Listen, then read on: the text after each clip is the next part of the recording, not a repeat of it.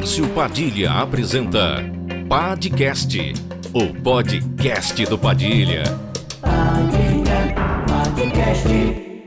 Olá pessoal, eu sou o Márcio Padilha, estamos de volta aqui com o Padcast. Hoje eu vou fazer uma entrevista não, porque eu não sou jornalista, né? Todo mundo tá careca de saber disso, eu sou um curioso, mas eu trouxe uma pessoa aqui que eu tenho uma consideração enorme, uma pessoa que eu tenho muita admiração, embora ele tenha alguns defeitos, mas depois a gente fala sobre isso. E é um cara que eu acho que pode trazer uma informação nova, bacana, sobre uma coisa que todo mundo diz que detesta falar. Todo mundo diz que detesta falar de política. Mas eu acho que política a gente faz no nosso dia a dia, o tempo todo, e não tem consciência disso. Talvez ele explique isso melhor ao longo do nosso bate-papo aqui, tá bom? Então eu quero apresentar a vocês Paulo Gontijo. Muito obrigado, Padilha. Prazer estar aqui no Podcast. Criativo, né? Iluminados pela estrela solitária. Mas é um prazer, cara. É sempre bom reencontrar os amigos. Inclusive, até esclarecer isso, apesar de ter essa estrelinha aí, não é um podcast falando sobre Botafogo. Todo mundo sabe da minha relação com Botafogo, que eu fui vice-presidente durante 4 anos. Um pouquinho polêmico, só um pouquinho. Mas eu... pouco apaixonado. Muito apaixonado. Isso aí ninguém vai tirar de mim. Mas tem uma outra paixão na minha vida, que é o meu trabalho, né? O que eu faço profissionalmente. E a gente se conheceu por causa disso e acho que a gente teve um entrosamento, né? Assim, foi uma coisa fantástica. Mas a gente já vai chegar lá. Eu queria primeiro que o Paulo contasse um pouquinho, porque ele tem uma trajetória muito bacana até o dia que a gente se conheceu, e depois do dia que a gente se conheceu, ele tem uma outra trajetória. Eu queria que você contasse um pouquinho da sua infância, tricolor. Isso é fácil. Jogador de futebol americano. Então, acho que a dinâmica da minha vida é que a mudança é uma constante, né? Minha vida muda em ângulos muito agudos, assim, muito rapidamente. Então, assim, quando a gente Pra quem não sabe, eu conheci o Padilha em 2008. A gente trabalhou junto, eu tinha uma agência de publicidade, o Padilha trabalhava com som, edição, ele fazia um programa de rádio para uma campanha do Gabeira, em 2008, para prefeito, a gente fez junto. E eu, antes disso, fiz faculdade de letras na PUC, eu cresci no Cosme Velho, voltando, né? Passei a infância, cresci ali no Cosme Velho, fiz faculdade de letras na PUC, fui estudar fora, morei 6 meses nos Estados Unidos, fiz uma pós-graduação em Washington e voltei, 25 anos, cheio de ideia na cabeça, achando que eu sabia tudo de tudo. Montei uma empresa de comunicação, resolvi empreender no Rio de Janeiro, e boa parte do que a gente fazia na época eram campanhas políticas, né? Então eu de cara cheguei em maio no Brasil, em junho, julho eu estava trabalhando com esse cara dentro de um bunker ali em Botafogo, tentando fazer uma eleição para prefeito do Rio de Janeiro. Eu aprendi muito na marra, fiquei um bom tempo aí na iniciativa privada, mas eu sempre gostei de política, né? Desde moleque, assim, eu acho que eu sou capaz de cabeça lembrar boa parte dos candidatos de 89, porque eu parava de brincar para ver propaganda eleitoral. Então, assim, a política sempre foi um prazer na minha vida, até que o momento que eu entendi que era a minha vocação. Lá para 2016, 2017, eu já estava um pouco desiludido com o mercado de comunicação, e eu sempre fiz política fora dos partidos, né? Quando eu montei a minha empresa, eu fui para a associação comercial. Então, assim, eu entendia que eu tinha que ser voluntário e dedicar uma parte do meu tempo para melhorar o todo. Né? Então, eu dedicava, sei lá, um dia por semana para o Conselho de Jovens Empreendedores da Associação Comercial do Rio. Eu fazia um programa de rádio chamado Em Branco, na Rádio Roquete Pinto. Fiquei 7 anos lá falando sobre empreendedorismo, quer dizer, eu tinha uma visão de que eu precisava, para minha empresa crescer, eu precisava fazer o bolo todo crescer, né? Então eu precisava me doar um pouco também pro ecossistema, para usar uma palavra que está muito na moda. E aí foram muitos anos assim. Em 2016 para 2017, eu descobri que alguns amigos meus estavam envolvidos num projeto que eu não tinha escutado falar até então, chamado Livres, que era a ideia de pegar um partido nanico, na época nanico, que era o PSL. E só para lembrar, assim, em 2016 o PSL tinha 2 deputados federais, ele era um partido desse tamaninho mesmo, mas era transformar ele num partido liberal por inteiro, e isso me chamou muita atenção. né? A ideia de que você ia defender liberdade econômica, mas liberdade nos costumes. Então, era um movimento que ali começou a falar de casamento gay, descriminalização das drogas e menos burocracia e menos impostos. Para dar alguns exemplos assim bastante conhecidos. E aí, um belo dia viraram para mim e falaram assim, você quer assumir o partido no Rio? E eu tomei um susto, né? Assim, eu não tinha vida partidária, essa experiência, então assumi. E do dia para a noite eu virei presidente do PSL do Rio de Janeiro, o glorioso PSL do Rio de Janeiro. Que Isso foi em... 2017. 2017. Você já estava com quantos anos? Aí já estava mais velho? 35, 36? Não, já era um senhor de idade. Já estava mais experiente. Eu já estava... assim, para a vida, né? Mas para ser dirigente partidário, eu acho que nada te prepara para isso. Ainda mais de partido pequeno. Assim, é um mundo muito diferente.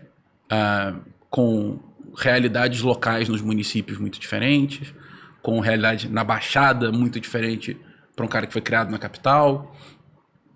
E foi muito interessante assim, esse doutorado na prática. Sabe? Tudo que eu sempre gostei de ler de ciência política e tal, é maravilhoso, mas é um outro mundo. Né? Quando você tem que sentar com o vereador de Campos e falar, olha, então, agora a gente tem um movimento, o partido está com uma orientação ideológica, e as pessoas entendiam muito bem o que era aquele moleque esquisito que veio de fora, e falando assim, ó, agora tem que seguir um certo ideal aqui, porque senão o partido fica muito solto. E foi uma aula, assim, eu brinco com pós-doutorado em como fazer política. Assim, aprendi muito a negociar, lidar com as pessoas e tal.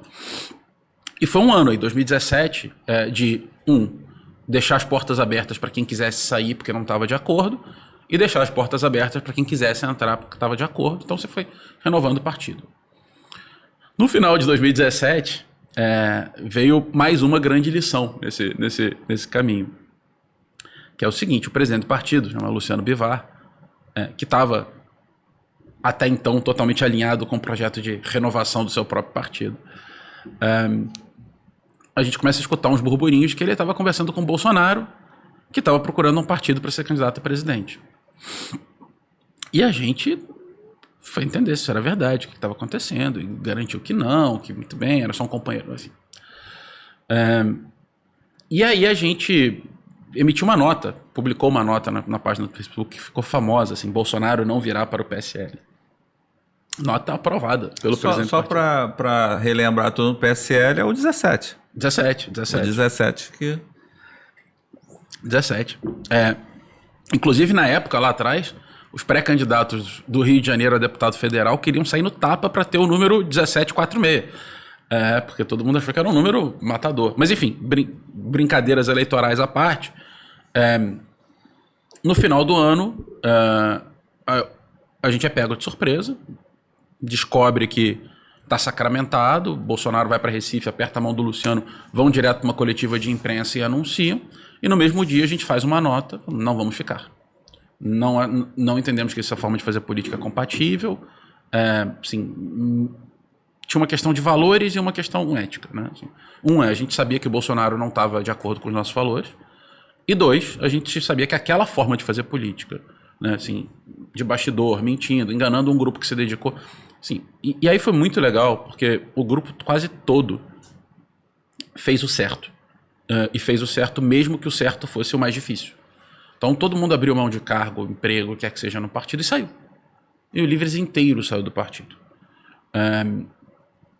E aí eu escutei uma frase que eu já escutei nessa minha trajetória política de lá para cá muitas vezes, e que eu acho um marco do nosso caciquismo. Que é, veja bem, meu filho, as coisas mudaram. O veja bem, meu filho, as coisas mudaram serve para tudo. Para desfazer combinado, para calote, para qualquer coisa que você pode imaginar. Então, assim, escutei isso bastante na minha trajetória. Bom, voltando e resumindo essa minha entrada no mundo político. Né? Então, eu fui... a gente transformou o Livres, então, numa associação, um movimento político suprapartidário, e cada membro do Livres podia escolher o seu partido. E até hoje é assim. Quer dizer, o Livres ele virou quase como um clube, né? Assim, uma metáfora que as pessoas podem entender, assim, onde você paga uma mensalidade, participa da assembleia, vota, decide os rumos, opina, tem um aplicativo e tal, mas ele não é mais, desde então, não tem pretensões de partido. Ou seja, então, cada membro dessa associação tem o seu direito de se filiar ao partido que bem entender, de acordo com a sua ideologia, mas buscando o alinhamento com o Livres, né? É isso. Tem uma carta de princípios do Livres, que todo mundo, que está no estatuto, então está muito claro para todo mundo o que a gente defende, e você tem que estar de acordo com aquilo. Tá. Ponto. E aí você se associa. Qualquer um pode se associar, mas aí tem alguns processos lá dentro de selo, ou seja, selo de líderes ou mandatário e tal, porque é óbvio, você não quer que uma pessoa, assim como um clube, né, você não pode se associar e no dia seguinte falar pelo clube. Né? Você tem que ter alguma função reconhecida ali pelo próprio clube. E hoje o Livres trabalha com... Bom, aí eu fui para São Paulo, depois de 2018, fui candidato aqui a deputado estadual em 2018, já pelo PPS, então eu fui para um partido que eu achei que tinha condições ali de, pelo menos, me deixar defender as coisas que eu queria. E fui candidato, não me elegi, tive 5.667 votos. Para deputado estadual. Deputado estadual. Não me elegi. E o Livres, então, me convidou para ser uma espécie de CEO do movimento. Diretor executivo, que é o nome do cargo que a gente dá. Então, eu fui para São Paulo para profissionalizar o movimento político. Que é uma coisa rara. A gente estava naquele boom de movimentos políticos em 2018, e muita gente achando que movimento político tinha que ser movimento necessariamente de massa, né? Assim, levar multidões para a rua. Eu tenho uma curiosidade, aí você pode esclarecer para os nossos ouvintes. Por exemplo, o jovem, eu vejo assim que o primeiro engajamento político do jovem é na universidade. Você concorda com isso? Às vezes no colégio, né? No colégio já começa ali, o Grêmio Estudantil. Mas na universidade é onde ele passa a ter uma conotação mais partidária, mais... Sim. Acho que eles passam a ter um envolvimento mais efetivo com os partidos. Você concorda? Concordo. Eu acho que é meio que a porta de entrada para muita gente. E nessa hora, quando o aluno chega na universidade ali ainda calouro, aquele encantamento, né, de ser um universitário no Brasil, que todos nós sabemos que não é fácil, né? Então, principalmente para quem vem das classes mais baixas, né? Então eu te pergunto, nessa hora, você acha que essa acusação que fazem que o ensino universitário ele é assim, historicamente de esquerda, sempre reativo, sempre problemático? Como é que você define isso na sua visão hoje, muito mais esclarecida que a minha? Olha, eu não acho que é uma acusação. Acho que um fato é que os diretórios, em sua vasta maioria, são controlados por movimentos ligados à esquerda. Eu acho isso ruim? Bom, acho, porque não é o campo político que eu concordo, mas acho que faz parte da democracia também. Os movimentos liberais e os movimentos mais de centro-direita, eles demoraram muito tempo para prestar atenção nisso. Mas você já tem alguns casos de sucesso. Então, por exemplo, na UNB em Brasília, você tem a Aliança pela Liberdade, que nos últimos 10 anos, e as eleições lá são anuais, se eu não me engano, ganhou 7 ou 8. Focando muito em entrega. Assim, eles ficavam brincando que era na chapa do papel higiênico. Né? Porque um dos problemas da UNB era não ter papel higiênico no banheiro. Ah, tá. Então eles focavam em coisas concretas. Coisas da realidade deles do dia a dia. Então, assim, não era vamos fazer uma grande manifestação contra o genocida de Brasília. A gente é da universidade, vamos focar em melhorar a qualidade do serviço da faculdade, da universidade, né? Garantir que tem papel higiênico no banheiro, que o elevador funciona, que os professores dão aula, enfim, né? que tem água, esse tipo de coisa que parece loucura, mas no Brasil é muito comum ainda. Né? Você tem algumas distorções nas universidades públicas, onde você tem um corpo docente de excelência e uma estrutura física normalmente muito ruim. Então, eu acho que em alguns momentos, assim, isso começou a aparecer. Agora, a diferença é, você tem 70 anos de passivo para recuperar. Então, a esquerda normalmente tem as alas ligadas ao PSB, ao PCdoB, ao PT, ao PSTU, e todos eles vão disputando seus espaços ali, às vezes entre eles, né, às vezes juntos, e basta dizer que a UNE, a União Nacional dos Estudantes, ela tem um predomínio do PCdoB histórico. São organizados. Entendi. Tem essa visão, né? Uma coisa que a esquerda faz muito bem é essa visão de ecossistema, né? Então, assim, tem um partido, mas esse partido ele interage com centros de pesquisa, movimentos sociais, movimentos estudantis, né? E eles se apoiam. Na direita, ou na centro-direita, ou nos liberais, ou chame como você quiser, ou na não-esquerda, isso demorou muito para acontecer. Agora começa. Começou no começo dos anos 2000, com o movimento dos centros de pesquisa, Instituto Millennium, mas ainda muito fora da política per se, né? Assim, da linha de frente da política. Era muito uma coisa das ideias, vamos trazer novas ideias, isso é fundamental. Só que as ideias precisam de uma ponte para a realidade das pessoas. Então, assim, aos poucos começou. Então, agora você tem esse movimento da UNB, você tem o JL, que é a União da Juventude Liberal, você começa a ter movimentos liberais de ponta. E isso é um processo de amadurecimento mesmo.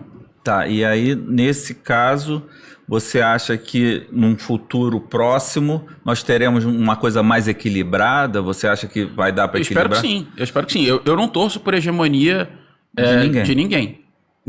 Mas um equilíbrio democrático, de troca de ideias. Alternância de poder é fundamental. Né? Assim, trocar quem comanda é muito importante. Primeiro que você fiscaliza, você renova, né? Você não deixa o outro confortável demais. Assim, a única coisa que me incomoda, eu já tive algumas experiências políticas e essa alternância de poder me incomoda é a caça às bruxas, né? Que é quando o que é eleito resolve não tentar dar continuidade nas coisas boas que o outro fez, mas fica procurando os defeitos para poder achincalhar, para poder... É muito ruim.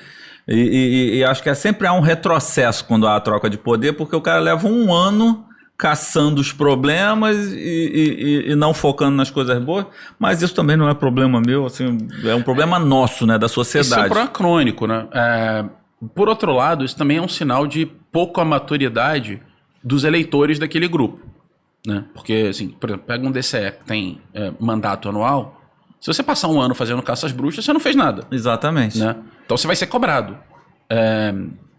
Então eu acho que é importante assim, você ter A gente fala muito de eleição, de política, pelo lado da oferta, né? Ou seja, dos políticos. A gente fala muito pouco do lado da demanda, ou seja, dos eleitores. Né?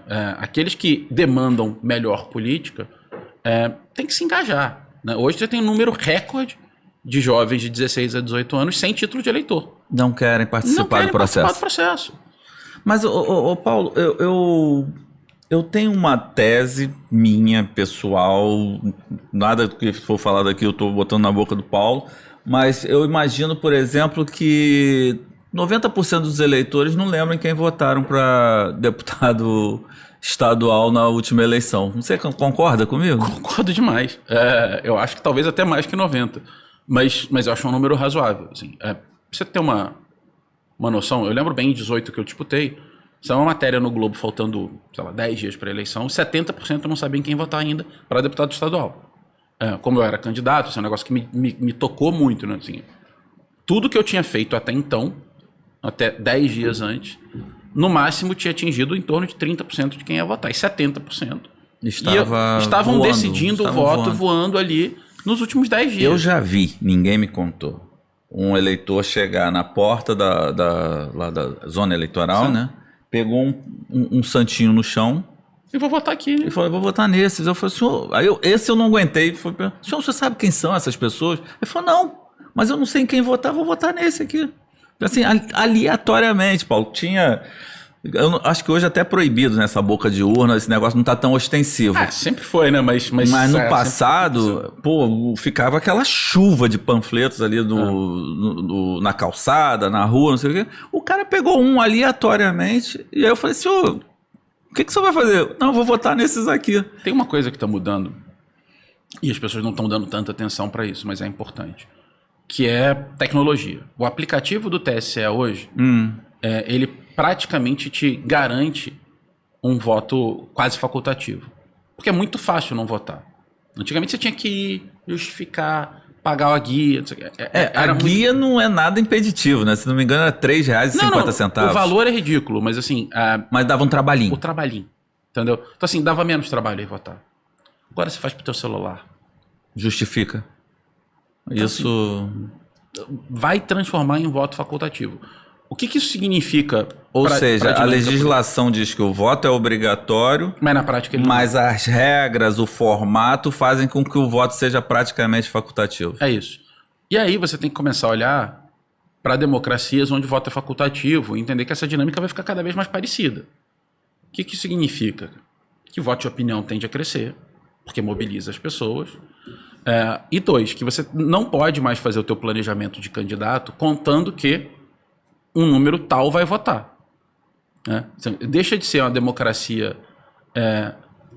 dos mais e dos menos engajados e começa a ser uma tomada de decisão pelos mais engajados. Entendi. O que acontece? Grupos pequenos muito engajados tendem a ter mais força.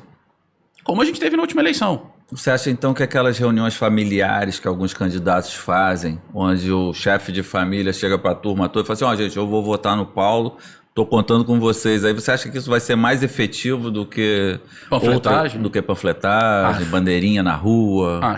Acho que cada vez mais é digital. Acho que cada vez mais é WhatsApp. Isso nós vamos contar um pouquinho das nossas histórias de 2008, né? Que eu acho que foi bem explorado isso, né? Foi um bom começo ali, né? Mas eu acho que tem mais a ver com identidade e menos a ver com estrutura. Eu acho que... Agora sim, de novo. Isso pode ser um contínuo de 18 para cá, pode mudar no meio do caminho, assim, é um pouco imprevisível isso. Mas a sensação que eu tenho do que eu vejo é que, as pessoas falam mais de política hoje, as pessoas não sabem mais de política, elas falam mais de política, elas querem se engajar mais. Eu acho que polarizou muito também com essa coisa do atual presidente, o ex-presidente, tá muito polarizado nos dois, assim, e polemizado, né? E não só isso, mas é mais virulenta essa polarização. Né? Ela não é só uma polarização porque você separou as pessoas, mas ela é mais atritada. E isso desce para o nível da família. Sim. Né? Dos amigos, sabe? Todo mundo tem um grupo de WhatsApp que deu merda porque teve briga ali e saiu gente xingando o outro. Todo mundo. Dos amigos de colégio, da família. Pais e filhos. Tias, futebol. Todo mundo viveu isso. Isso é uma realidade para qualquer um no Brasil hoje. Nem o tio do pavê, o pessoal tem mais paciência com ele. Não, cara, assim, é aquela história do teu tio bolsonarista e tua prima psolista brigando no grupo, cara, constante. Uma constante, assim, no caso, minha irmã. Mas, enfim, todo mundo viveu isso.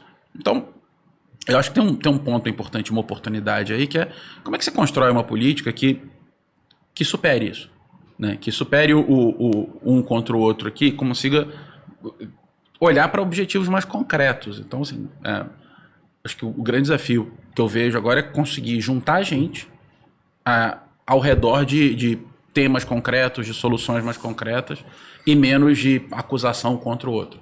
Porque a gente já viu que dá merda. Nós fazemos campanha, eu trabalho com isso há muitos anos, já tive a experiência de fazer para a direita, para o centro, para a esquerda, já trabalhei com vários candidatos. E eu sempre vejo nas prévias, nas primeiras reuniões, falar assim, não, gente, não vamos partir para o embate, não vamos partir para a porrada, vamos mostrar a proposta, que é isso que o povo quer. É isso que o povo quer? Não necessariamente, depende do povo. E depende do cargo também, né? Então, assim, hoje você tem... você teve um governador do estado do Rio, né, que... Tá preso? Eu não sei se... Não, esse tá solto. Esse tá solto? Esse que eu vou falar tá solto. Mas que se elegeu com base no vou dar tiro na cabecinha.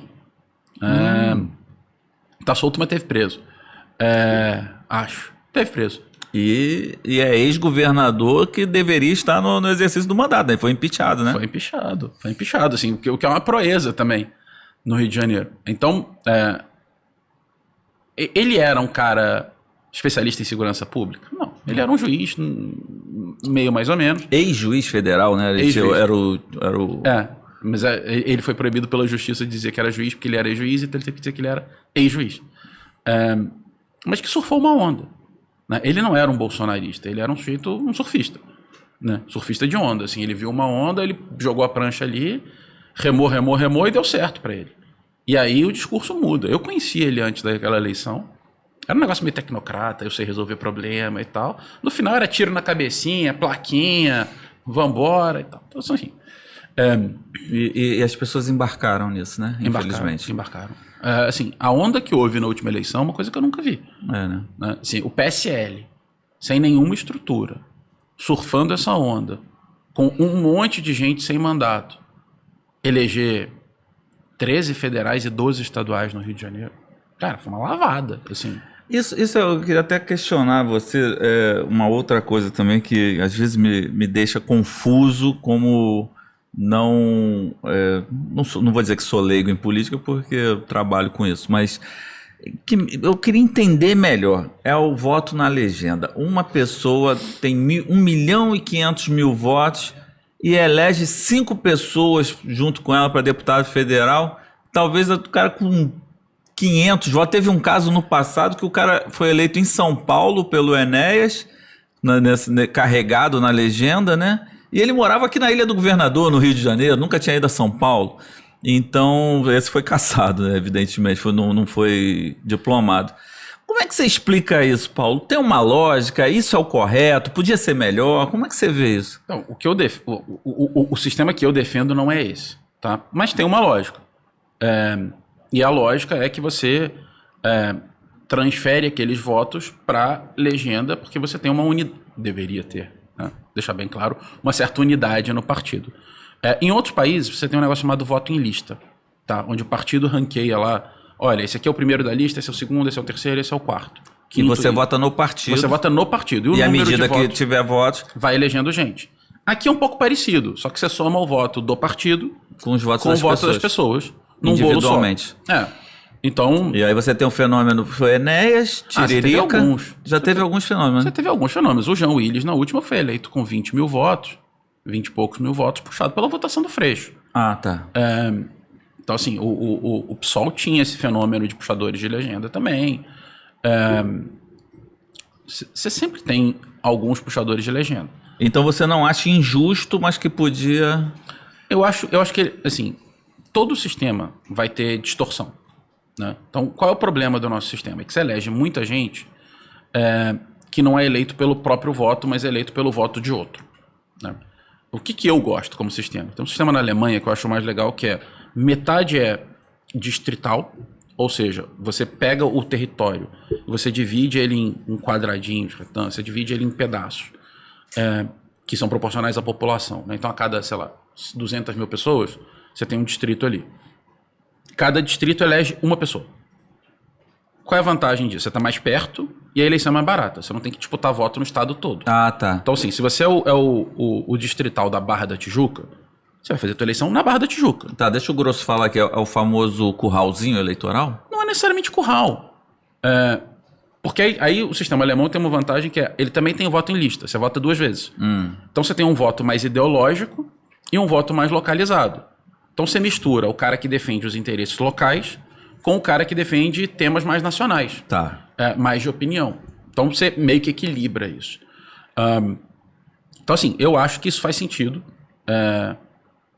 Tem um monte de discussões aí, como é que você recorta esses distritos e tal, mas eu gosto mais desse tipo de sistema que faz principalmente a eleição ser mais barata e aproxima mais o eleitor do parlamentar. Um deputado em Minas Gerais, por exemplo, que tem 850 municípios, 800 e alguma coisa. Minas Gerais é muito grande, né? O cara tem que disputar voto em 800 municípios. Ele tem que... Óbvio que ninguém consegue fazer isso. Foca mais em Belo Horizonte ou mais em determinada região e tal. Mas no Rio são 92. Ninguém dá conta de fato atender demanda de 92 municípios ou se relacionar com os eleitores de 92 municípios. Faz mais sentido um processo mais simples, sim.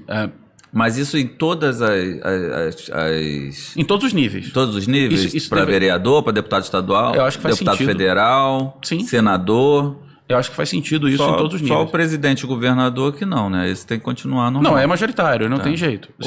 A gente está falando do parlamento. Senador, né? Também, quer dizer, Senado O senador ele é um representante da unidade da federação. Né? Então, São 3 por estado, né? 3 por estado. Então ele representa o estado todo, ele tem que ser voto, é majoritário. Tá. Então assim, senador majoritário, governador, eleições que a gente vai ter agora em 22. Senador majoritário, governador majoritário, presidente majoritário. Deputado federal proporcional, deputado estadual proporcional. Esses deputados, o federal e o estadual, eles representam uma proporção, uma parte da população.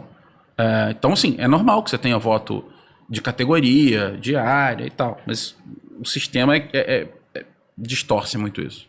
Mas e quando chega no Congresso Nacional, por exemplo, teve... O Rio de Janeiro elege quantos deputados federais, você lembra? 40 e... não sei se 42 ou 44. Tá, e aí 5 são de um partido, 12 de outro, 3 de outro, 1 de outro. Consegue haver uma unidade em favor do Rio de Janeiro, independente das ideologias partidárias? Você que conhece mais... Para alguns mais... temas, sim. Para alguns temas, eles se reúnem e falam assim, gente, vamos fazer isso pelo Rio. Sim, existem bancadas, né, no Congresso. Então, assim, você tem bancadas temáticas ou bancadas regionais. Uma das bancadas mais poderosas é a bancada do Nordeste. Existe uma bancada do Nordeste inteiro, coisa que não acontece no Sudeste, que se organiza para defender temas do Nordeste. Transferência de renda, de fundos, enfim.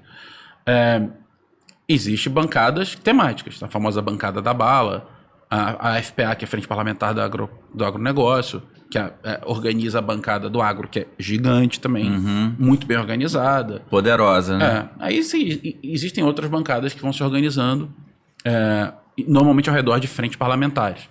Então você tem digital, desburocratização, de empreendedorismo, das mulheres, enfim.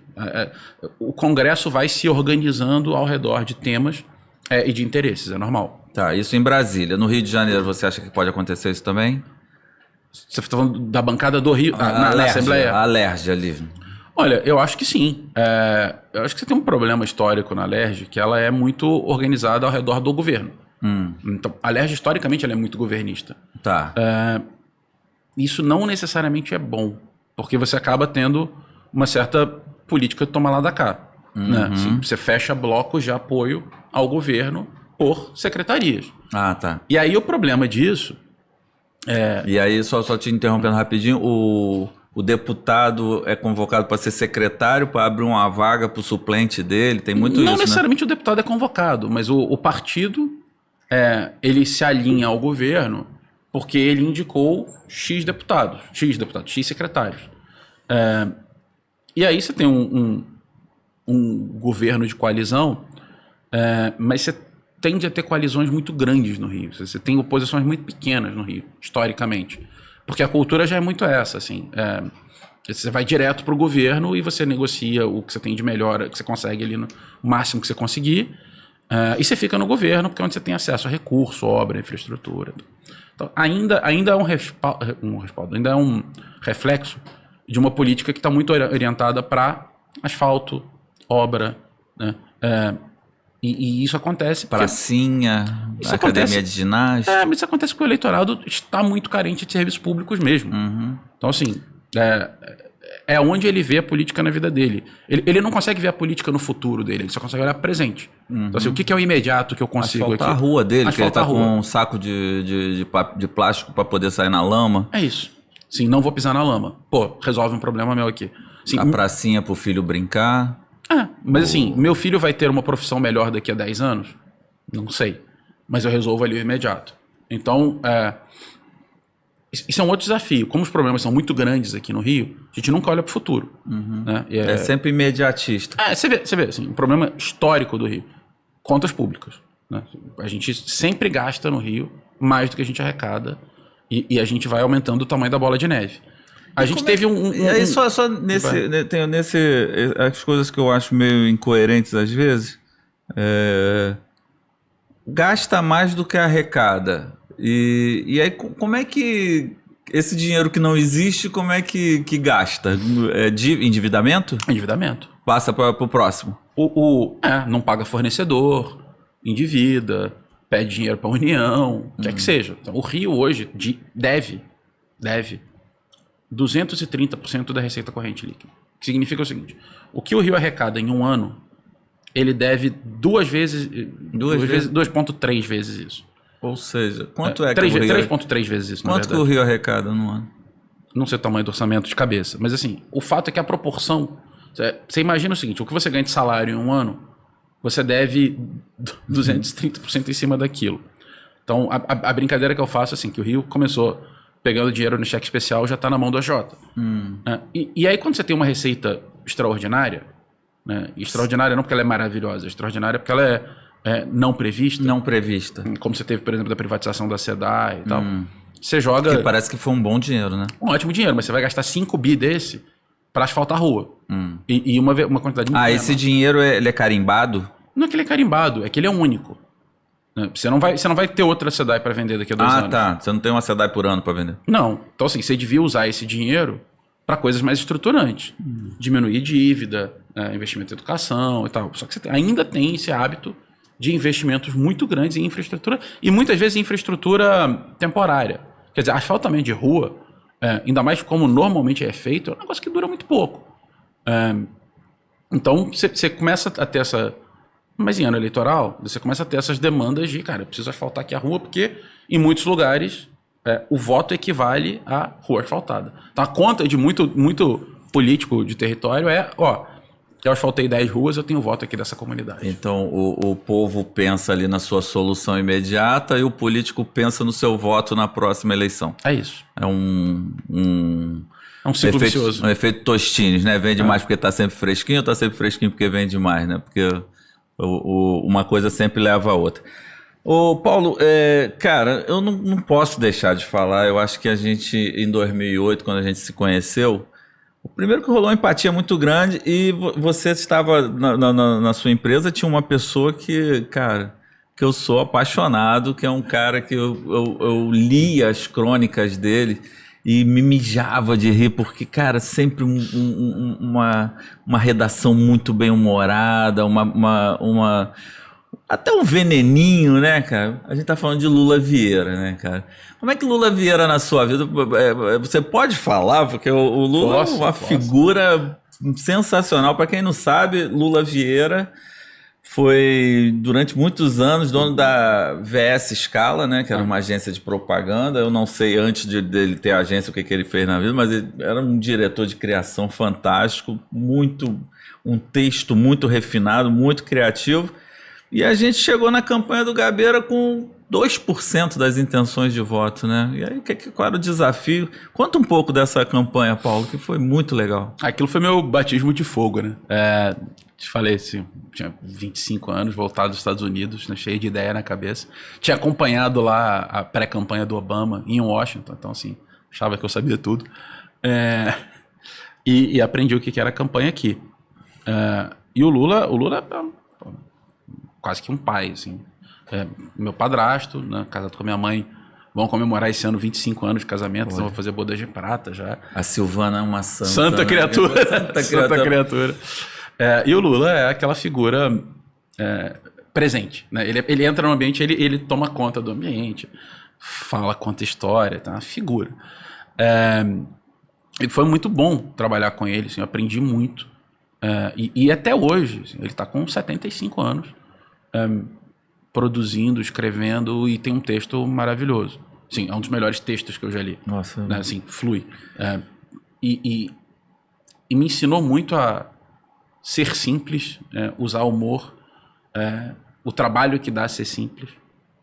E uma coisa muito importante também, que era saber quem ouvir.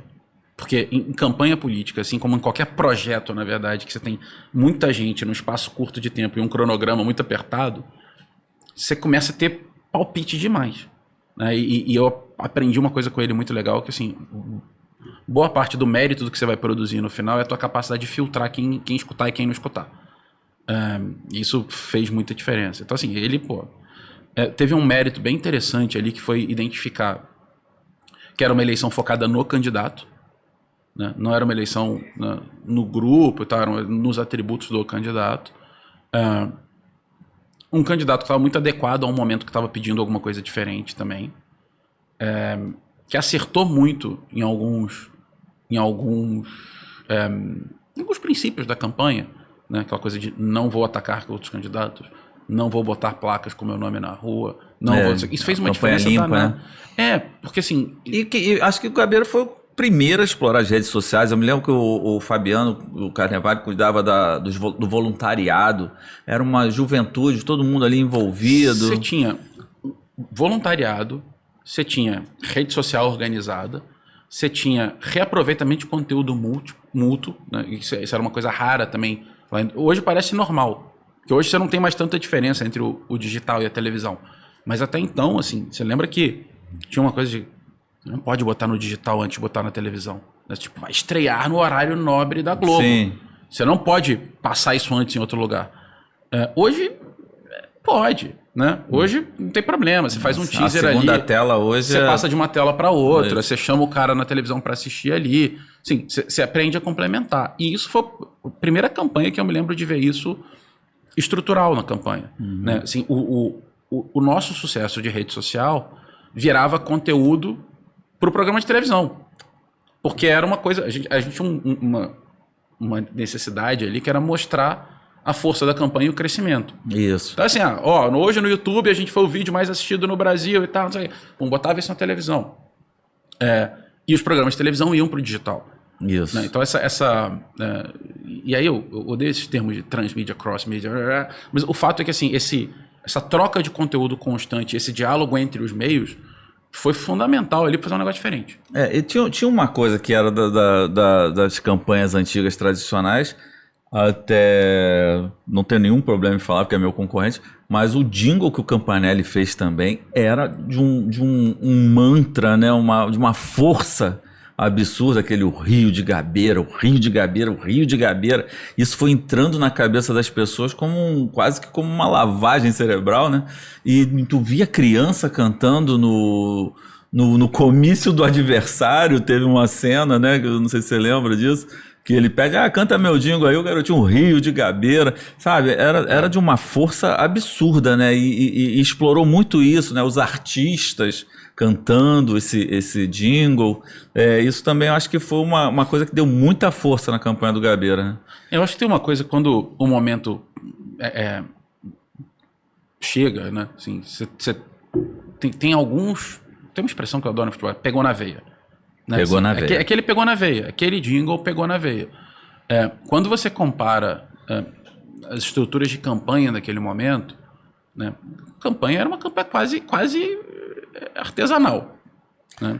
Era você fazendo rádio. Sim, na verdade eu entrei para fazer ajudar na parte da criação lá de conteúdo pro rádio, mas não tinha quem produzisse. É isso. E aí eu virei para Neila, um beijo, Neila. Neila, quem vai fazer o programa de rádio? Ela, não sei, você quer fazer? Eu falei, faço. Aí levei o equipamento e aí fizemos. Foi tudo meio também muito... acho que a força, a boa vontade que a gente teve de fazer as coisas juntos ali. E aí dando os devidos créditos, Moacir na direção de TV, o João Paulo Carvalho fofinho na montagem dos programas. Era espetacular. O Paulo Galvão fazendo a direção de arte, a Tainá, a fadinha, né, na edição, Tuninho na finalização, o Eurico e o doutor... Rodrigo. Doutor Rodrigo... Os advogados. Um acompanhamento jurídico ali, preocupado e não ir coisa errada para o ar, não faltar as informações corretas. Isso também achei muito legal nessa campanha. E a gente se abraçou ali, aquela turma, as meninas da produção, né? Luna, Fernanda, Luana. Acho que a gente montou um time ali, os câmeras também, que agora era muita gente... Por incrível que pareça, era uma campanha pequena, mas já era bem estruturada, né? Tinha todo mundo com a sua função bem definida. Eu acho que o grupo... Carlinhos Chagas, nosso redator. Maravilhoso. Assim, o grupo ali se juntou, né? E foi muito sintomático para mim, era a presença de pessoas no comitê. Eu acho que isso é um ótimo termômetro da campanha. Que no começo da campanha, cara, não aparecia ninguém no comitê. Ninguém ia lá pedir nada, ninguém perturbava. Na véspera do primeiro turno, você começou a ver gente aparecendo, você falou, esse negócio tá crescendo.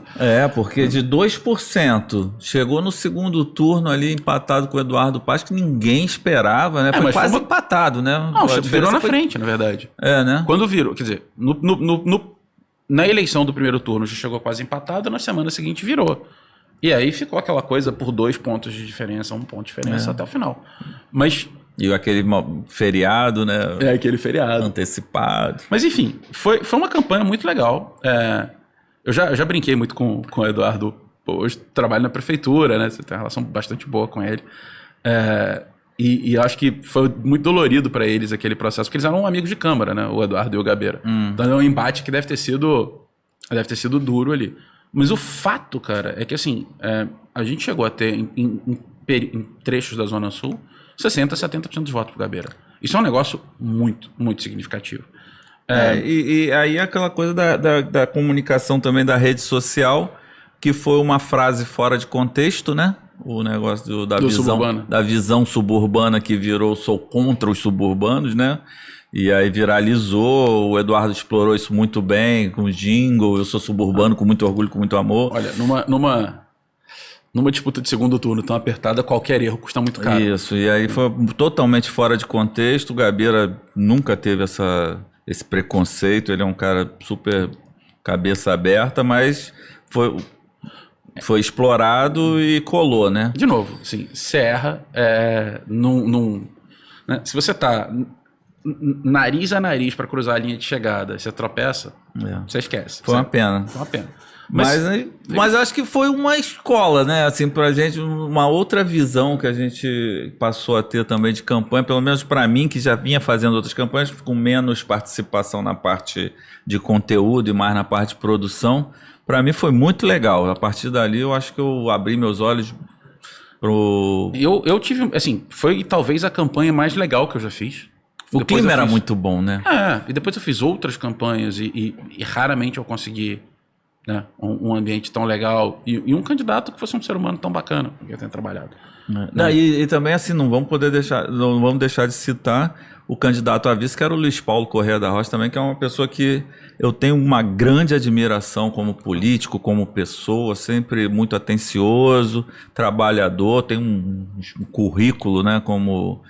Não só na parte executiva, mas depois no legislativo, fantástico, na minha opinião. É o decano da LERJ hoje, né? E ele... O deputado está lá há mais tempo. Então, assim, tem uma história que você pode discordar do que você quiser do Luiz Paulo, mas é um cara respeitável, com uma história, né? Assim, saiu, né, do PSDB, né? Saiu do PSDB, foi para Cidadania e agora foi para PSD. PSD é o 55. 55. Assim, aquela experiência profissional foi uma experiência que acho que formou muita gente. Mudou um pouco o jeito de fazer campanha, né?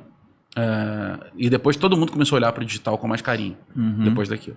E era assim, ter feito a campanha do Gabeira, todo mundo falava, tipo, era cool na Zona Sul você, né, ter feito a campanha do Gabeira em 2008. Então foi, sem dúvida nenhuma, assim, uma escola, né? Uma escola de como fazer, de como entrar na trincheira, de como disputar. E eu lembro muito bem, cara, assim, coisa que foi bem interessante. Nas primeiras semanas, a gente tinha muito pouco recurso para fazer pesquisa, não sei se você lembra disso. Mas a gente conseguiu fazer uma pesquisa qualitativa. E aí, tinha uma coisa muito importante, que as pessoas não sabiam que o Gabeira tinha família. Né? Assim, tinha uma visão meio... Então, colocar a família dele no ar. E a outra que eles achavam que ele não era um cara muito de pulso firme. E aí a gente fez uma vinheta de 30 segundos, ele brigando com o Severino Cavalcante, que era o presidente da Câmara. E massificamos aquilo. Eu lembro de fazer as grades de inserção para aquilo. Edição, vamos inserir esse comercial, vamos achar ele na internet e vamos inserir aí. Mas eu afirmo, Vossa Excelência está em contradição com o Brasil. Vossa Excelência, ou começa a ficar calado, ou vamos iniciar um movimento para derrubar. Começaram com os vampiros, passaram pelos sanguessugas. Agora vamos fazer o quê? Tráfico de órgãos? O Rio de Gabeira, Gabeira, Gabeira. O Rio de Gabeira, Gabeira. E aí a gente... uma coisa que, assim... as pessoas tinham uma visão de... Os palpiteiros, né? Não, você tem que distribuir os comerciais iguais e tal. Não sei o que. E eu fazia o mapa. Mapa de mídia eu tinha 15 inserções. Mapa de mídia. Eu tinha 15 inserções por dia. Eu botava 10 essa inserção do Severino Cavalcante. Porque tinha eu sabia que você precisava repetir a mensagem, né? Não adiantava você ficar botando, assim, coisas esparsas sem consistência. Mas eu me lembro que teve um comentário uma vez que me deixou meio preocupado. Foi uma senhora que olhou assim e falou assim: poxa, o Gabeira tá brigando com esse velhinho, tadinho do velhinho. Deu certo, né? Assim, funcionou. Acho que a coisa do cara que enfrenta e tal, as brigas que tem que enfrentar, passou. Mas teve também uma descompostura no presidente da Câmara. O Severino Cavalcante. Não, e no outro também, que ele quer entrar no plenário, os seguranças vão... teve alguma coisa que tentaram vetar a entrada numa comissão e ele entrou mesmo assim. Isso ficou filmado, ele bem bravo, assim, meio que tratorando os seguranças. Não, isso foi super importante, assim, essa coisa da construção da imagem, de deixar as pessoas verem um pouco mais quem ele era de verdade. Mostrou as meninas, né? A Maia, uma das maiores surfistas do mundo. No final, assim, a Tami e a Maia são as duas filhas, assim, que tiveram um papel bem importante ali na propaganda, na vida dele em família, ligação dele com o Rio. A Neila morrendo de vergonha, né? Que era totalmente low profile, né? Mas é um negócio muito invasivo mesmo, né, cara? Campanha é uma coisa que você tem que tomar muito cuidado. Quando fui candidato, até hoje em rede social, assim, eu tenho que borrar a creche das minhas filhas do uniforme quando tem alguma foto com elas e tal. Por segurança, entendeu? Você não pode tirar foto na frente de casa.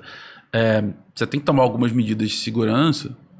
Imagina, isso numa rede social com, sei lá, 5 mil, 6 mil seguidores. Imagina isso passando na televisão para milhões de pessoas verem. Tá. E agora, falando de fazer campanha, vamos esclarecer uma coisa. Qual a sua visão? As pessoas têm uma visão assim, o fundo eleitoral é um absurdo. Você acha o fundo eleitoral um absurdo? Você acha ele justo? Você acha que ele funciona, que podia ser melhor? Fala de fundo eleitoral, que é uma coisa também que gera bastante controvérsia. Eu acho a existência de um fundo eleitoral não necessariamente um absurdo. Eu acho que o que a gente tem é indecente. Tá? Assim, 5 bilhões é de uma indecência. Porque a ideia de você ter algum fundo eleitoral é você permitir que candidaturas minimamente que não têm acesso a recursos financeiros se tornem minimamente competitivos. Mas aí como é que é a distribuição do fundo? É tipo Premier League? Uma parte por igual, então, uma parte por número de candidatos? Não tem uma fórmula para isso. Acho delicado. Prefiro não ter fundo eleitoral do que ter. Mas uma vez que você tem, eu acho que o tamanho dele é indecente hoje. É indecente. Assim, 5 bi é um negócio... Assim, é o dobro, né, da última campanha, né? Cara, ninguém me convence de que esse é o custo da democracia. Ninguém me convence de que isso é necessário. Sabe o que vai acontecer? Você vai ter um monte de deputado, ganhando o teto. Ou seja, o limite máximo. Não é para a candidatura ser competitiva. Vai ser para garantir o limite máximo de verba para o maior número de pessoas possível. E aí isso é super complicado. Porque perde o propósito. Né? Você vai garantir manutenção de poder. Você vai garantir quem já está lá e que tem preferência na escolha e na distribuição desses recursos, vai ter uma quantidade cavalar de recursos. Aí o criador do slogan do Tostines, mais uma vez, se enquadra, né? Quem tem mais chance de ganhar recebe mais verba, recebe mais verba quem tem mais chance de ganhar. Então você vai criando esse ciclo onde você vai diminuir renovação. Eu acho que renovação é importante. Eu acho que renovação melhora o sistema político. Eu acho que quem não foi candidato e que quer ser, deveria conseguir disputar. Né? E quando você faz isso, você impede. O mandato do deputado ser limitado a um número de reeleições, você acha que seria justo? Não acho isso um problema. Às vezes ele faz um bom trabalho, representa e tudo bem. O que eu acho injusto é que ele já tem gabinete, um número significativo de cargos, um belo do dinheiro de verba, ainda mais federal, tá? Estadual menos, mas assim, um belo dinheiro de verbas para operacionalizar a vida desse gabinete e da sua atuação política. Em Brasília e na base, né? Em Brasília e na base. Combustível, né? Dá para alugar carro, dá para pagar equipe de comunicação, dá para fazer um monte de coisa.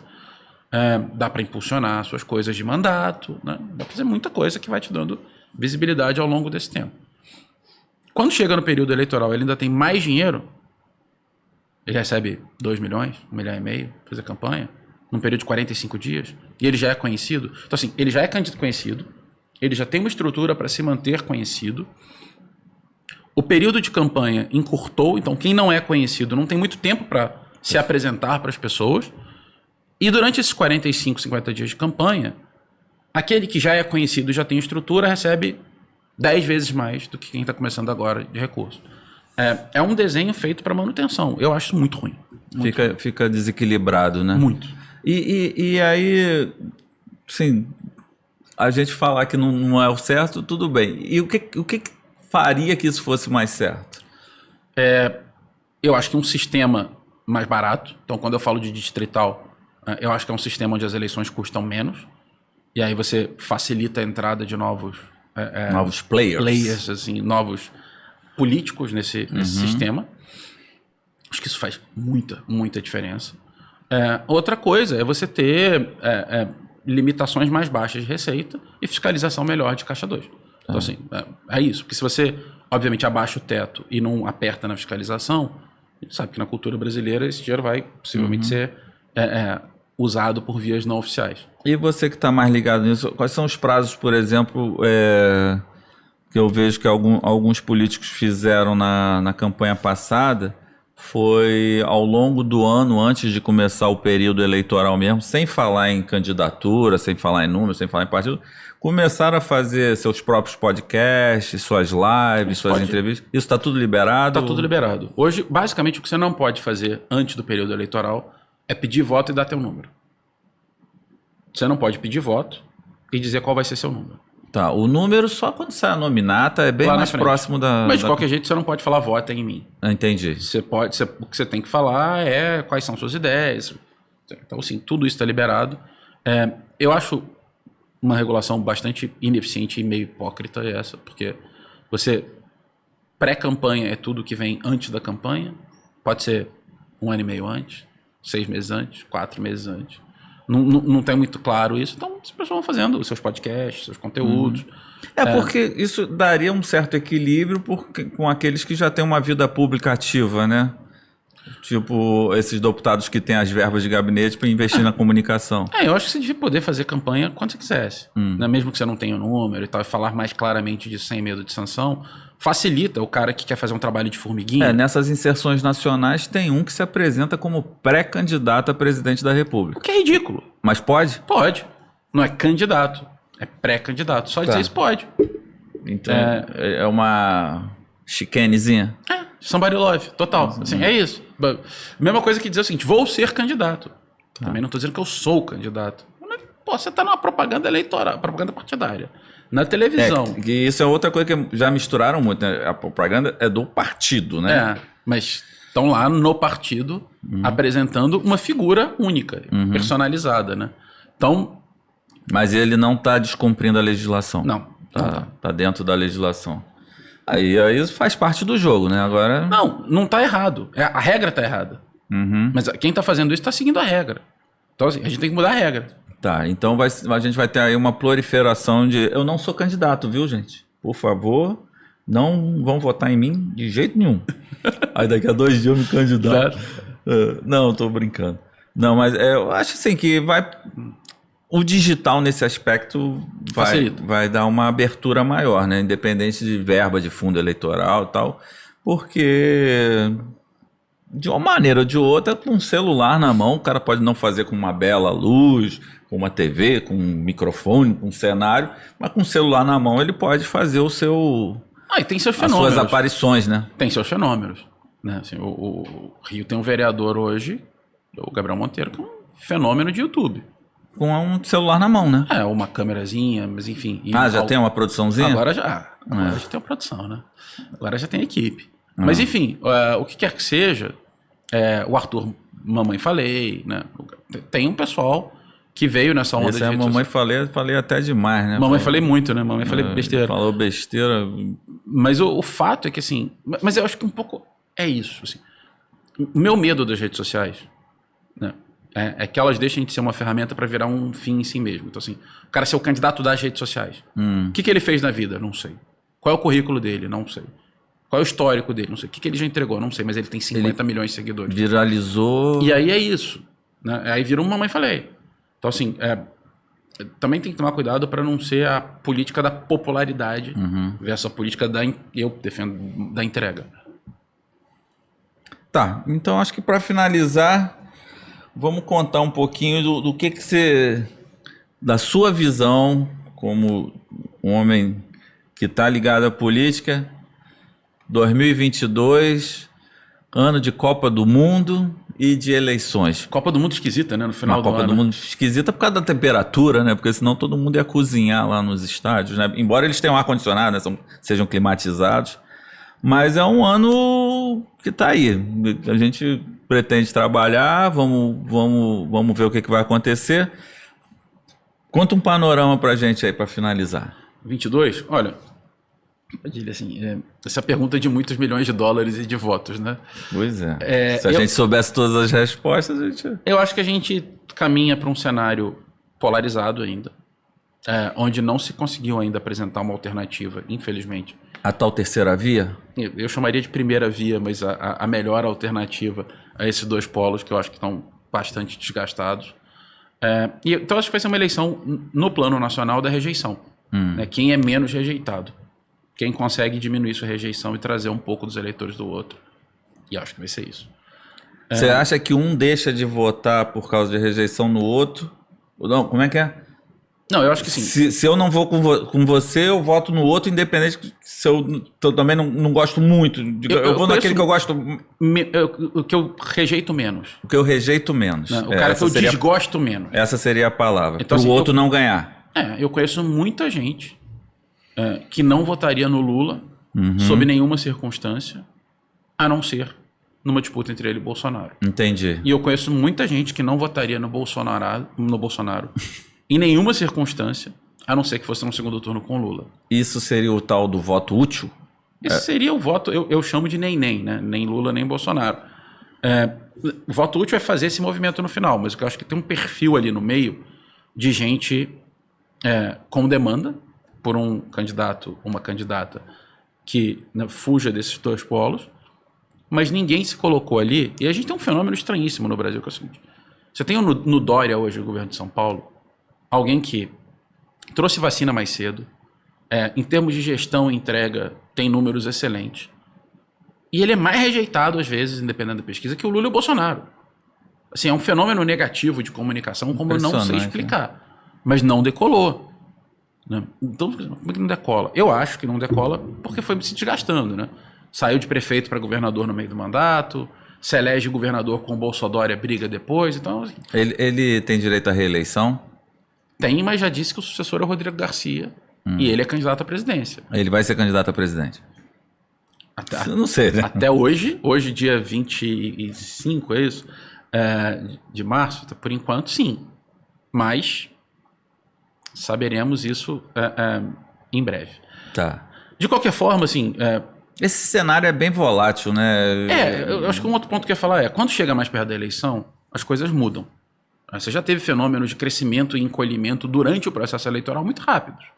Quando, por exemplo, morreu o Eduardo Campos, a Marina foi a, 30%. Depois ela caiu e ficou abaixo do Aécio.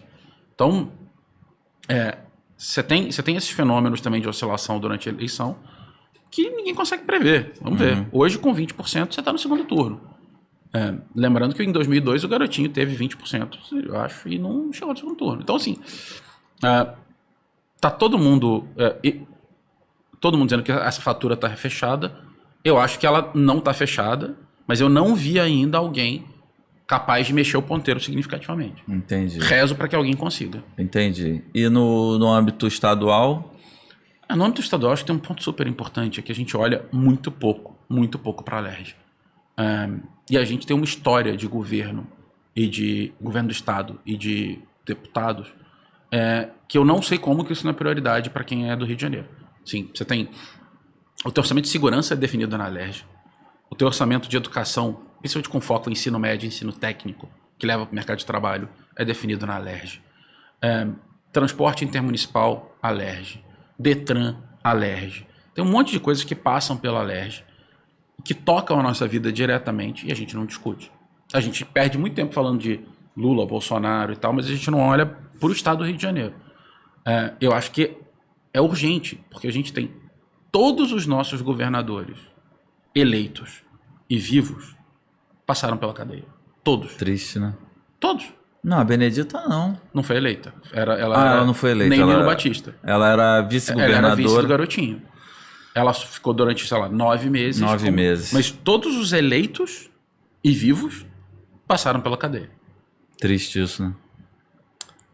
Então, assim, precisamos olhar com mais carinho pro Rio. E quem seriam hoje, na tua opinião, os que estariam polarizando essa disputa? Hoje a disputa está polarizada entre o Cláudio Castro e o Freixo.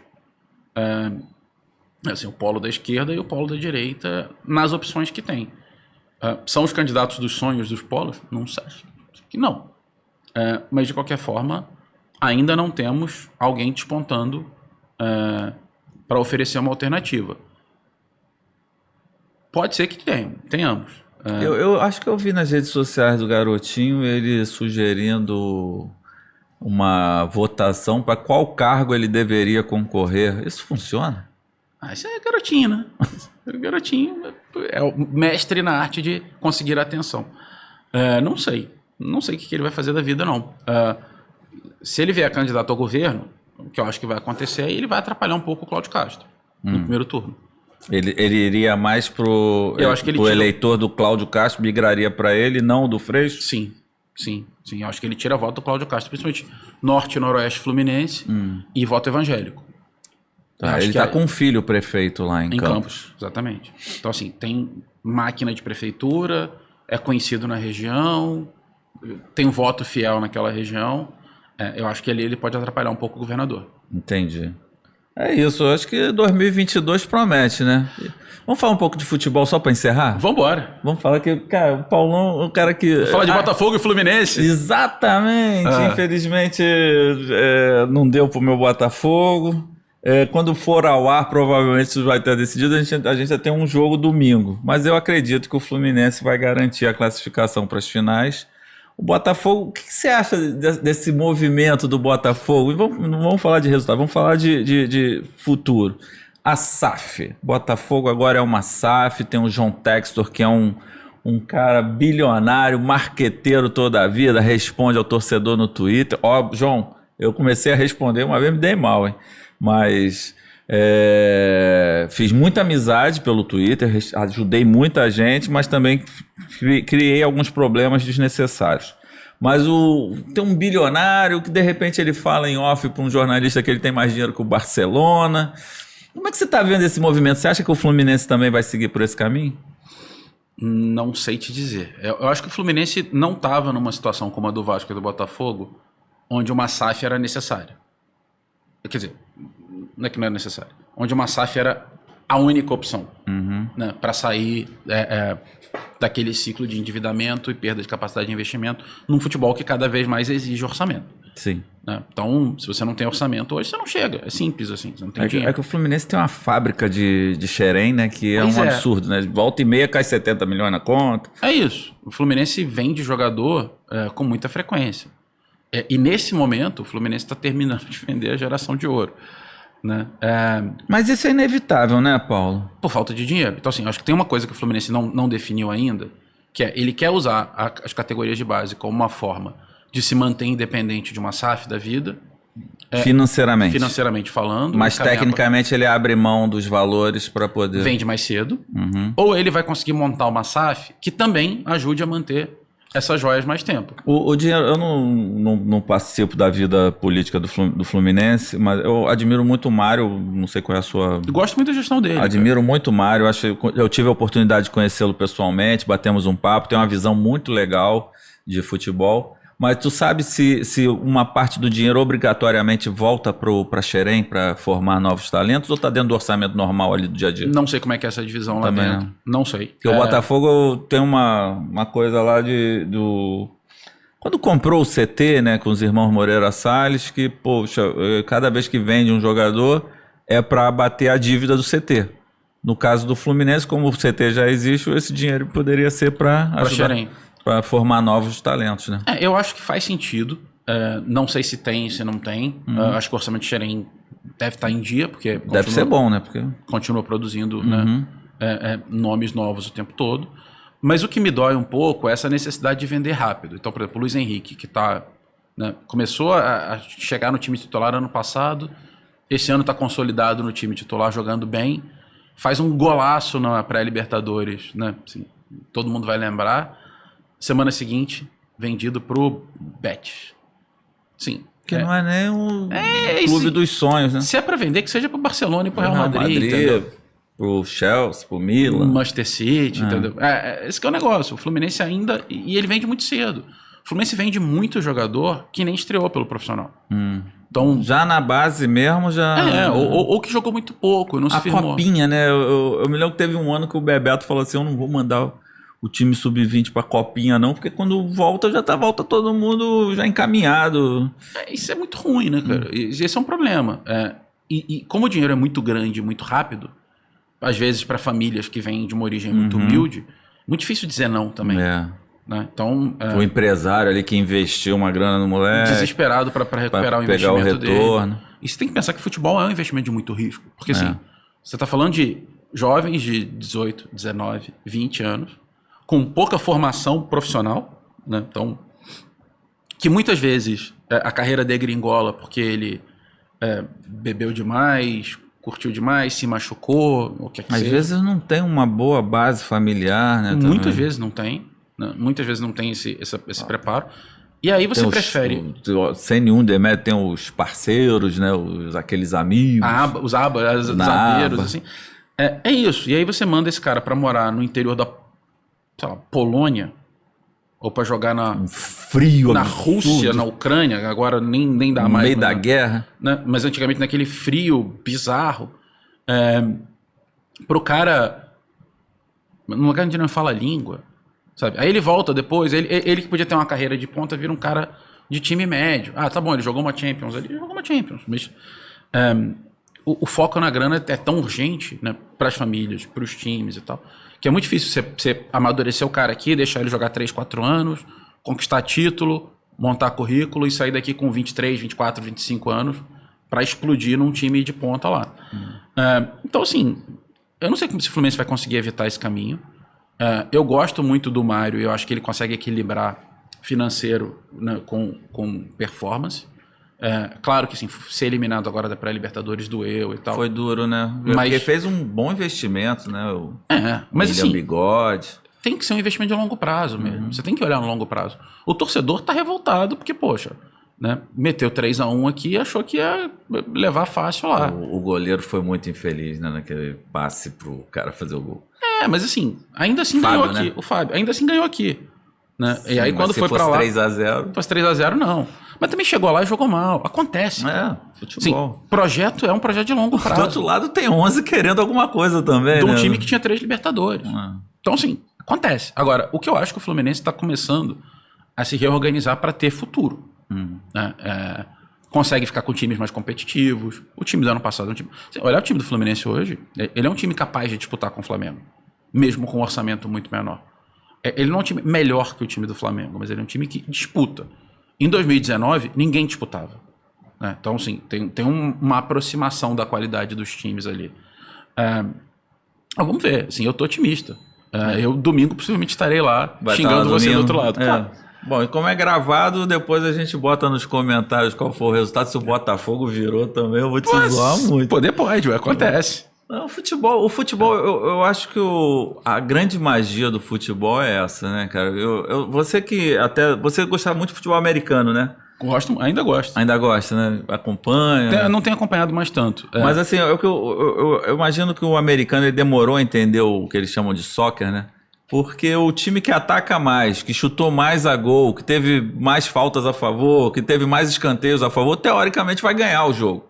Muito difícil isso não acontecer, né? E no futebol, não. No futebol, um time faz, como diz um amigo meu, faz um golzinho cadelo ali, se tranca na retranca, o outro time massacra, ataca, chuta, bola na trave, goleiro defende, não sei o quê, e o time que fez o golzinho cadelo ganha. Então isso tem essa magia do futebol. Já tivemos vários casos históricos aí. O Botafogo, eu me lembro, acho que foi em 87 ou 97, com time reserva, com o Joel Santana de treinador, e o Flamengo com um timaço, com o Zico, não sei o quê, e o Botafogo foi lá com o time reserva e ganhou de 1-0 e tirou o Flamengo da disputa. Eu acho que foi uma semifinal. Isso não foi Zico, não, isso foi 97, cara. Eu lembro desse campeonato. 97, né? Não era o tinha Zico. Mais Zico, não, né? Não, mas era o time reserva, o Joel comandando o time da cabine de imprensa. Assim, tipo, bota alguém aí no meio de campo, segura. E ganhou de 1-0. Então o futebol tem essa magia. E quem sabe, né? Vamos ver. Mas eu tô otimista, assim, eu tô curtindo demais essa opção que o Botafogo fez. Não acho que deva pegar todo mundo do passado, até me incluo nisso, e botar numa lata do lixo, como se até hoje só tivesse tido dirigente bandido, burro e mané. Eu me considero um cara que trabalhou, que se dedicou muito, tive 4 anos de muita entrega no Botafogo, mas eu tô curtindo porque eu acho que assim, cara, acabou aquele negócio de vender o almoço para comprar a janta, velho. Hoje o Botafogo contrata um jogador do Palmeiras, que é uma promessa ainda, acho que ele vai dar um belíssimo jogador, o Patrick de Paula, com dinheiro, assim, pagando em dia, pagando em dia. Tô achando lindo. Eu acho que... E acho que pro futebol isso vai ser bom. Eu acho que é ótimo. Deixa eu só lembrar uma coisa, cara. Tem uma coisa no futebol brasileiro que é governança. Né? Governança de clube é um negócio complicadíssimo. Então, assim, você tinha uma regra antigamente do jogo que não permitia grandes viradas na gestão do clube. Você viveu isso lá dentro, né? Você ficava vendendo almoço para pagar o jantar, enxugando gelo muitas vezes, o tempo todo, resolvendo ali o que dava para resolver. Lá nos anos 90, não sei se você lembra, aquela entrada dos grandes bancos de investimento, né? ou das grandes empresas, assim, ISL no Flamengo, o Bank of America no Vasco. O Corinthians também. O Corinthians tinha aquele Kia Jourabichian, isso aqui. Alguns times conseguiram surfar naquela onda, se desestruturaram depois disso. Né? O Vasco pós-Eurico custou muito para se reerguer, e talvez só se reerga agora 20 anos depois. Com a SAF deles. Então eu acho que, assim, eu vi dentro do Fluminense isso, muita briga política, muita dificuldade de tomar decisão, um passivo muito grande. O Fluminense, eu não sei se você participou disso, me contam a história, eu não vivi, mas me conta a história que o Fluminense tinha muita dificuldade nas eleições, porque quem votava era o sócio da piscina, Isso mudou. Hoje o sócio-torcedor vota também. E não necessariamente era torcedor do Fluminense. Ele era sócio do Fluminense por morar ali em Laranjeiras e querer o lazer, a piscina, a quadra de tênis e tal. Isso mudou muito, mas sempre teve o grupo do tênis, assim, a turma da piscina e tal, e o pessoal mais ligado ao futebol. Mas isso mudou. Desde a gestão do Peter, o sócio-torcedor já pode votar, só que você tem que ficar sócio durante mais tempo adimplente. Claro, tem que ser adimplente, né? E tem prazos. Então, assim, o sócio-torcedor tem que ser 3 anos, o sócio efetivo 1 ano. Aí tem categorias de sócio.